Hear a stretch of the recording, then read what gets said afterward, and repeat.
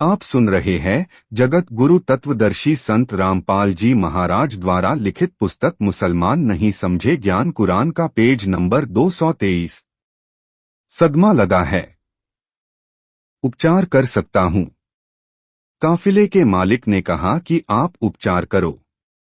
यदि लड़की स्वस्थ हो गई तो इसी से पूछेंगे कि कौन है तेरा पिता या पति कहाँ है। पहले लड़की के नग्न शरीर के ऊपर चद्दर डाली। फिर वैद्य ने हाथ की नस में चीरा देकर अशुद्ध रक्त निकाला। लड़की कुछ ही मिनटों में सचेत हो गई। बोली कि मैं यहां कैसे आई हूं। अधम शाह। फकीर ने दीपक की रोशनी में देखा कि ये राजा के आदमी नहीं हैं।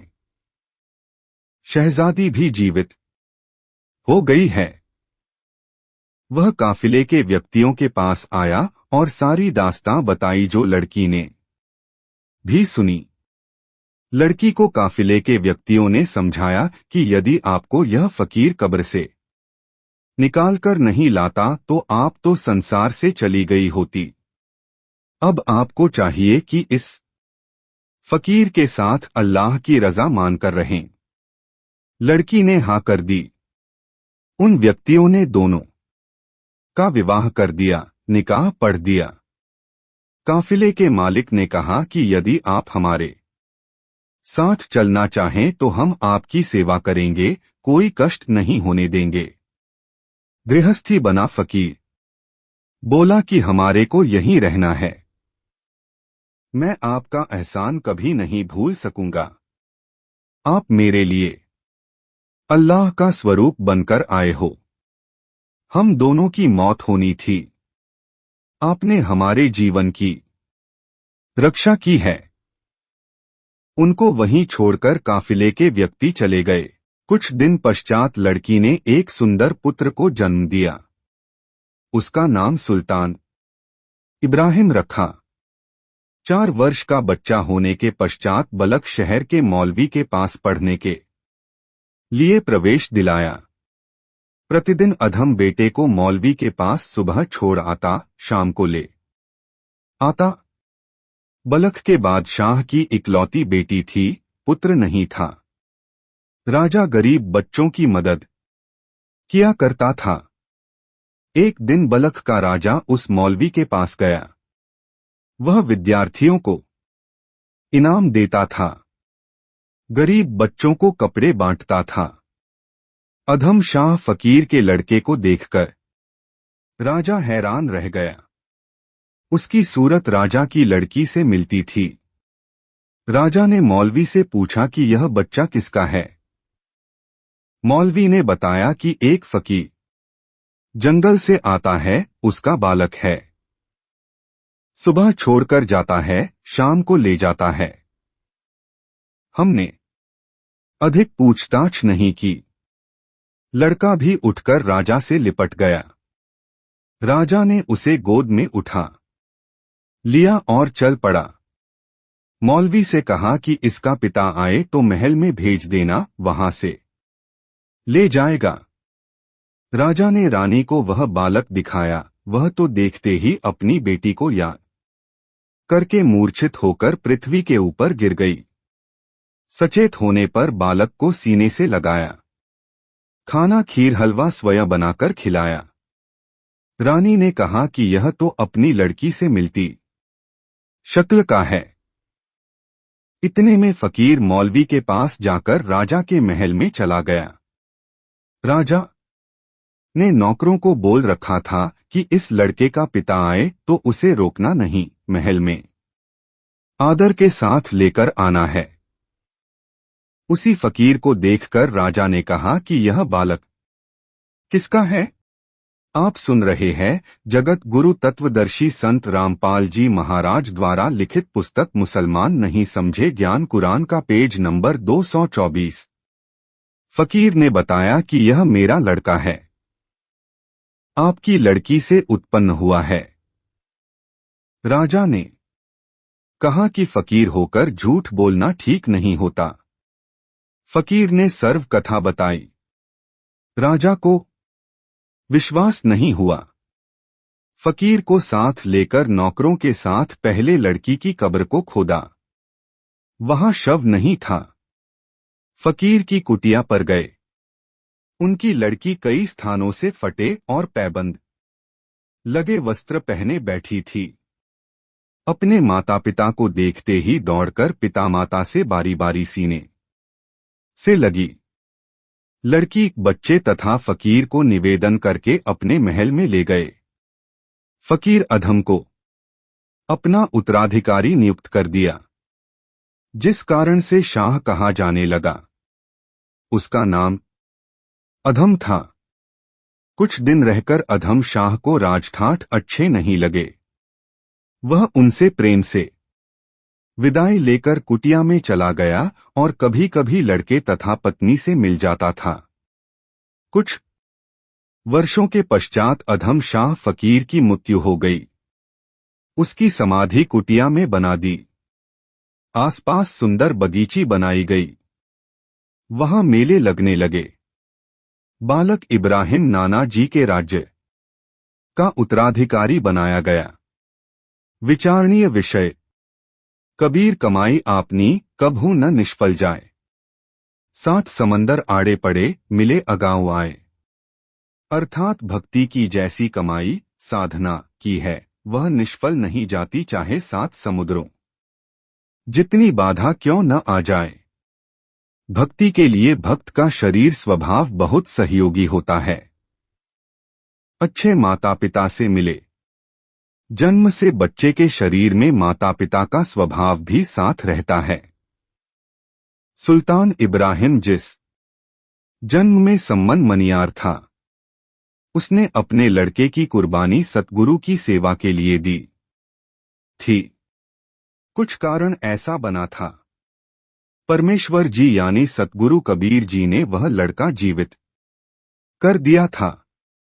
वही सम्मन फिर राजा बना। भक्ति नहीं की। अब की बार उस आत्मा को ऐसे पिता से शरीर दिया जो जन्म से परमात्मा पर समर्पित थे। सम्मन की आत्मा को मोक्ष दिलाने के लिए परमेश्वर जी ने अधम शाह में विवाह की प्रेरणा प्रबल की। लड़की को सदमा समुद्र से मोती बंजारों का काफिला रास्ता भूलकर कुटिया पर आना, लड़की को जीवित करना। सुल्तान इब्राहिम का जन्म अधम शाह से पाक आत्मा लड़की से होना जो एक फकीर के साथ रहकर साध्वी जीवन जी रही थी। उच्च विचार बने थे। संसार की कोई बुराई लड़की को नहीं लगी थी। सतगुरु के लिए अपने पुत्र सेऊ शिव का बलिदान तथा नौशेर खान रूप में अरबों रुपए दान ज़कात में दिए। उस दान का फल भी उस जीव को देना था। उसके लिए परमेश्वर कबीर जी ने यह लीला की थी। आदम शाह फकीर का दादा उसी बलक्श है का राजा था जिसका राज्य इब्राहिम के नाना जी के पिता ने लड़ाई करके छीन लिया था। फिर वही राज्य उसी वंश के सुल्तान इब्राहिम को मिला। आदम शाह भी भक्ति से भटकने के कारण पशु की योनि में जन्मा। आप सुन रहे हैं जगत गुरु तत्वदर्शी संत रामपाल जी महाराज द्वारा लिखित पुस्तक मुसलमान नहीं समझे ज्ञान कुरान का पेज नंबर 225। कबीर परमेश्वर जी ने कहा है कि ये सब खेल हमारे किए, हमसे मिले जो निश्चय जिए। जो जन मेरी शरण है उसका हूं मैं दास। गेल गेल लाग्या फिरू जब तक धरती आकाश। सुल्तान इब्राहिम को शरण में लेना। अल्लाह अकबर जी जिंदा। बाबा अल खिजर का वेश बनाकर बार बार सुल्तान इब्राहिम को समझाया। सम्मन वाला जीवन पूरा करके शरीर त्याग गया। वही जीव अगले जन्म में नौशेर खान फिर राजा बना। इराक के अंदर एक बलख नाम का शहर था। उस शहर में उसकी राजधानी थी। राजा का नाम सुल्तान इब्राहिम अधम था। उस आत्मा ने सम्मन के जीवन में जो श्रद्धा से भक्ति की थी, उसके कारण मानव जीवन मिलते आ रहे थे तथा जो दान किया था उसके प्रतिफल में राजा बनता रहा। उसका सबसे बड़ा दान 3 सेर आटा था, जो बेटे की कुर्बानी देकर किया था। उसी कारण से वह धनी राजा बनता रहा। कुछ नौशेर खान के जीवन में कबीर परमेश्वर जी ने कारण बनाकर दान करवाया, जिस कारण से भी बलख का धनी राजा बना। 18 लाख घोड़े थे। अन्य हीरे मोतियों की कमी नहीं थी। एक जोड़ी जूतियों के ऊपर 2.5 लाख के हीरे लगे होते थे। कहते हैं 16,000 स्त्रियां रखता था। ऐश मौज करता था। शिकार करने जाता, बहुत जीव हिंसा करता था। एक दिन राजा के महल के पास किसी भक्त के घर कुछ संत आए थे। उन्होंने सत्संग किया। राजा ने रात्रि में अपने घर की छत के ऊपर बैठकर पूरा सत्संग सुना। परमात्मा की भक्ति की प्रबल प्रेरणा हुई। सुबह अपने मंत्रियों से कहा कि किसी अच्छे संत का पता करो, मुझे मिलाओ। एक ढोंगी बाबा बड़ा प्रसिद्ध था। राजा को उसके पास ले जाया गया। राजा उसके बताए मार्ग से भक्ति करने लगा। राजा की उंगली में एक बहुमूल्य छाप अंगूठी थी। ढोंगी बाबा दिखावा तो करता था कि वह धन को हाथ नहीं लगाता। लगता था कि बड़ा त्यागी और बैरागी है, परंतु था धूर्त। सुल्तान भी उससे प्रभावित था। उस बाबा ने अपने निजी सेवक से कहा कि जिस सुनार ने राजा अब्राहिम की अंगूठी बनाई है, उस सुनार से वैसी ही अंगूठी नकली हीरों तथा मोतीयुक्त नकली सोने की बनवाला। नकली अंगूठी बिल्कुल वैसी ही बन गई। एक दिन राजा संत के पास गया। संत ने नौका विहार की इच्छा की। सुल्तान अब्राहिम अधम ने नौका विहार का प्रबंध करवाया। सरोवर के मध्य में जाकर बाबा ने कहा, राजन, आपकी अंगूठी अति सुंदर है, दिखाना जरा। राजा ने अंगूठी निकालकर संत जी को दे दी। वह बाबा देखने लगा। नजर बचाकर अंगूठी बदल दी। राजा ने कहा कि आप चाहें तो अंगूठी ले लें या और बनवा दूं। बाबा ने कहा, अरे, साधु संतों के लिए तो यह मिट्टी है, मिट्टी। आप सुन रहे हैं जगत गुरु तत्वदर्शी संत रामपाल जी महाराज द्वारा लिखित पुस्तक मुसलमान नहीं समझे ज्ञान कुरान का पेज नंबर 226। यह कहकर नकली अंगूठी सरोवर में फेंक दी। राजा को पूरा भरोसा हो गया कि वास्तव में साधु त्यागी और बैरागी है। कुछ दिन बाद उस ढोंगी बाबा की पोल खुल गई।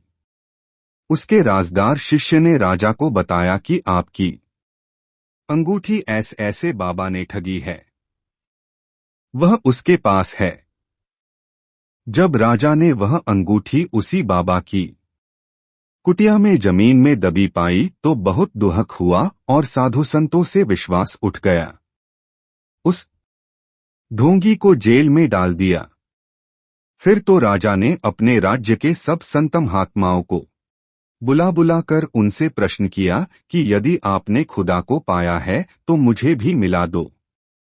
इसका उत्तर किसी के पास नहीं था। एक संत ने कहा कि आप एक गिलास दूध का मंगवाए। दूध का गिलास नौकर ने लाकर दे दिया। संत ने दूध में उंगली डाली और राजा से कहा, राजन, आपके दूध में घी नहीं है। राजा ने कहा, दूध से घी प्राप्त करने की विधि है। पहले दूध को गर्म करके ठंडा किया जाता है, फिर जमाया जाता है, दही बनती है, फिर बिलोया जाता है, तब घी निकलता है। उस संत जी ने कहा, सुल्तान जी, जिस प्रकार दूध से घी प्राप्त करने की विधि है, वैसे ही मानव शरीर से परमात्मा प्राप्ति की विधि है। उस विधि से परमात्मा प्राप्त होता है। गुरु बनाओ, साधना करो। राजा के मन में गुरु के प्रति घृणा थी। वह सबको उसी दृष्टिकोण से देख रहा था। सब महात्माओं को जेल में डाल दिया। सबसे चक्की चलवाई जा रही थी। सब साधु परमात्मा के लिए ही तो घर परिवार त्याग कर निकले होते हैं। भक्ति मार्ग सही नहीं मिलने के कारण महिमा की चाह स्वतः हो जाती है। अधिक शिष्य बनाना, अच्छा बड़ा आश्रम बनाना, यह धुन लग जाती है, परंतु परमेश्वर की अच्छी आत्माएं होती हैं। वे परमेश्वर के लिए प्रयत्नशील होने से परमात्मा की उन पर रजा रहती है। उनको सत्य ज्ञान देने के लिए वेश बदलकर परमात्मा उनको समझाते हैं, परंतु काल के जाल में अंधे होकर नहीं मानते। परमात्मा सबका पिता है। वह बालक जानकर क्षमा करता रहता है, फिर भी उनकी सहायता करता रहता है। लीलानंद एक जेल में दुखी भक्तों की पुकार सुनकर उनको छुड़ाने के लिए तथा अपने परम भक्त सम्मन को काल के जाल से निकालने के लिए परमेश्वर कबीर जी एक भैंसे के ऊपर बैठकर सुल्तान अधम के राज दरबार कार्यालय में पहुंच गए। साधु वेश में परमेश्वर को देखकर अब्राहिम सुल्तान ने पूछा, आप किस लिए आए हो? परमेश्वर जी ने कहा कि आपके प्रश्न का उत्तर देने आया हूं। अब्राहिम ने प्रश्न किया कि मुझे बताओ खुदा कैसा है? यदि खुदा से आप मिले हैं तो मुझे भी मिलाओ। कबीर जी ने भैंसे से कहा कि बता दे भैंसा, अल्लाह कैसा है? कहाँ है? खुदा की कसम सच कहना। भैंसा मनुष्य की तरह बोला, कहा कि अब्राहिम मेरे ऊपर बैठा यह अल्लाहु अकबर है। सुल्तान को भैंसे को बोलते देखकर आश्चर्य हुआ और प्रभावित भी हुआ। सोचने लगा कि यह कोई सेवड़ा हो सकता है।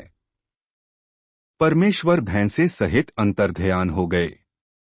अब्राहिम को चक्कर आ गया। परमात्मा जेल के सामने खड़े हो गए। सिपाहियों को आदेश था कि कोई भी साधु मिले उसको जेल में डाल दो।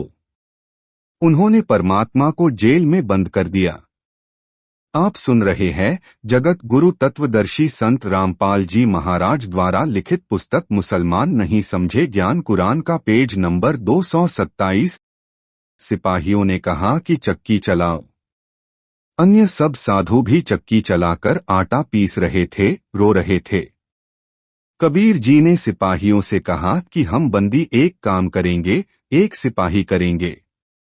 हम चक्की चलाएंगे तो चक्की में कनक, गेहूं, चना, बाजरा सिपाही डालेंगे, या हम कनक डालेंगे, तुम चक्की चलाओ। सिपाहियों ने क्रोधित होकर कहा कि हम कनक डालेंगे, तुम चक्की चलाओ। कबीर जी ने कहा कि सब संत खड़े हो जाओ। यह कहकर अपनी चक्की को डंडा लगाया। उसी समय सब 360 चक्की अपने आप चलने लगी। परमात्मा ने कहा, सिपाही भाई डालो, कनक पीसो जितना चाहिए। साधुओं से कहा कि आंखें बंद करो। सबने आंखें बंद कर ली। फिर परमेश्वर जी ने कहा कि आंखें खोलो। आंखें खोली तो सब जेल से बाहर बलक शहर से दूर जंगल में खड़े थे। कबीर जी ने कहा कि आप इस राजा के राज्य को त्याग कर दूर चले जाओ। सर्व भक्त जन परमेश्वर को प्रणाम तथा धन्यवाद करके भाग चले, दूर चले गए। राजा को पता चला कि एक सिद्ध फकीर आया था। सब कैदियों को छुड़ाकर ले गया। जाते दिखाई नहीं दिए। एक चक्की को डंडा लगाया, सब 360 चक्कियां चलने लगी हैं। राजा जेल में गया। चलती चक्कियों को देखकर हैरान रह गया। फिर चक्कियां बंद हो गई। राजा विचारों में खो गया। लीलानंद कुछ दिनों के पश्चात परमेश्वर कबीर जी एक ऊंट चराने वाले ग्रामीण जैसे वेश बनाकर हाथ में लंबी लाठी लेकर राजा के निवास के ऊपर छत पर प्रकट हो गए। रात्रि का समय था। राजा सो रहा था। परमेश्वर ने छत के ऊपर लाठी को जोर जोर से मारना शुरू किया। सुल्तान अब्राहिम नींद से जागा। नौकरों को डांटा, यह कौन शोर कर रहा है? लाओ पकड़कर। नौकर ऊपर गए। एक ऊँटों को चराने वाले को छत पर से पकड़कर सुल्तान के समक्ष लाए। राजा ने पूछा, तू कौन है? मेरे महल की छत पर क्या कर रहा है? परमेश्वर जी ने कहा कि मैं ऊंटवाल कारवान हूं। मेरा एक ऊंट गुम हो गया है, उसको छत पर खोज रहा हूं। सुल्तान अधम ने कहा कि हे भोले बंदे, छत के ऊपर ऊंट कैसे चढ़ सकता है? यह तो कभी हुआ न होगा। कहीं जंगल में ऊंट को खोज। परमेश्वर कबीर जी ने कहा कि हे अब्राहिम, जैसे ऊंट छत के ऊपर नहीं होता, न छत के ऊपर कभी मिलता है, ऊंट को जंगल में खोजना चाहिए। इसी प्रकार परमात्मा राजगद्दी पर बैठकर ऐशो आराम मौजमस्ती करने से नहीं, वह संतों में मिलता है।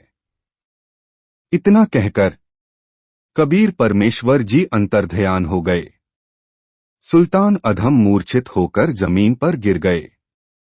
मंत्रियों तथा रानियों ने एक झाड़फूंक करने वाला बुलाया।